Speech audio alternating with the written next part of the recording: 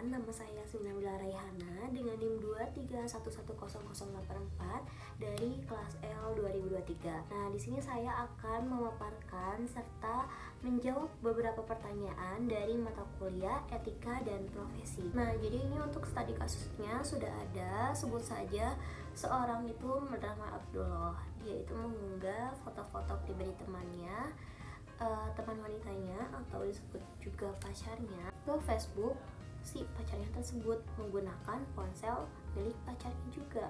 Semuanya dilakukan menggunakan akun dan sandi yang benar, jadi bukan hacking ya. Bagaimana dalam pandangan etika profesi? Pertanyaannya, dari studi kasus Abdullah tersebut terdapat prinsip etika profesi yang dilanggar. Pertama, prinsip etika profesi apa saja yang dilanggar oleh Abdul? Lalu yang kedua, sebutkan prinsip-prinsip etika profesi. Ketiga, mengapa prinsip-prinsip tersebut harus dijaga? Dan yang terakhir, tunjukkan contoh kasus yang melanggar dari setiap prinsip-prinsip tersebut. Oke, kita jawab pertanyaan pertama dulu. Prinsip apa aja sih yang dilanggar oleh si Abdul dalam etika profesi? Dalam kasus ini, Abdul memang mengetahui atau menggunakan akun dan password yang benar. Jadi secara teknis si Abdul tersebut tidak melakukan hacking.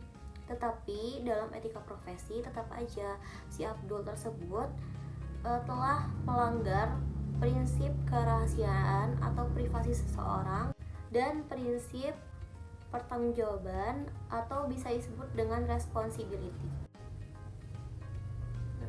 Lalu di sini juga ada prinsip-prinsip etika profesi sesuai pertanyaan yang kedua. Yang pertama ada prinsip tanggung jawab atau bisa disebut dengan responsibility, yaitu setiap orang harus bertanggung jawab atas tindakan yang dilakukan, terutama dalam menggunakan teknologi dan informasi. Yang kedua, ada prinsip kejujuran, itu adalah bersikap jujur dan tidak menyalahgunakan kepercayaan yang diberikan. Lalu yang ketiga, ada prinsip kerahasiaan. Ini bisa disebut dengan confidentiality, yaitu menjaga data atau informasi pribadi agar tidak disebarkan. Selanjutnya, ada prinsip profesionalisme. Ini itu harus bertindak sesuai aturan dan menjaga sikap profesionalisme dalam setiap tindakan. Dan yang terakhir ada prinsip menghormati privasi. Itu adalah harus menghargai hak privasi orang lain, terutama terkait data pribadi. Oke, kita lanjut ke pertanyaan ketiga. Prinsip-prinsip etika profesi itu harus dijaga karena sangat penting untuk menjaga keamanan, kenyamanan, serta kepercayaan pengguna teknologi informasi. Jika prinsip etika itu dilanggar, maka akan menimbulkan rasa kerugian bagi orang lain seperti rasa malu, kehilangan privasi, atau kerusakan hubungan sosial. Nah, selain itu menjaga etika profesi juga sangat penting agar terciptanya lingkungan yang aman dan bertanggung jawab. Jadi bisa menjaga nama baik diri sendiri juga dan menghindari konflik dari hukum.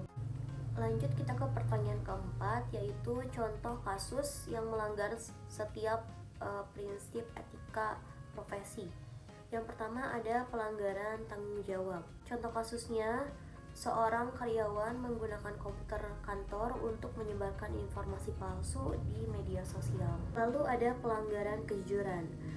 Ini contoh kasusnya, seorang programmer mengubah data laporan agar terlihat lebih baik dari kenyataan. Nah, lalu ada juga pelanggaran privasi. Nah, contoh kasus yang ini seperti mengunggah foto orang lain ke media sosial yang seharusnya itu privasi, tidak boleh disebar kemana-mana, seperti contoh kasusnya Abdul. Nah, contoh kasus untuk pelanggar kerahasiaan yaitu seseorang membagikan password akun temannya kepada orang lain tanpa izin. Selanjutnya pelanggaran profesionalisme. Nah, ini contoh kasusnya, seorang admin sistem menggunakan aksesnya untuk membuka data pribadi pengguna tanpa alasan yang jelas.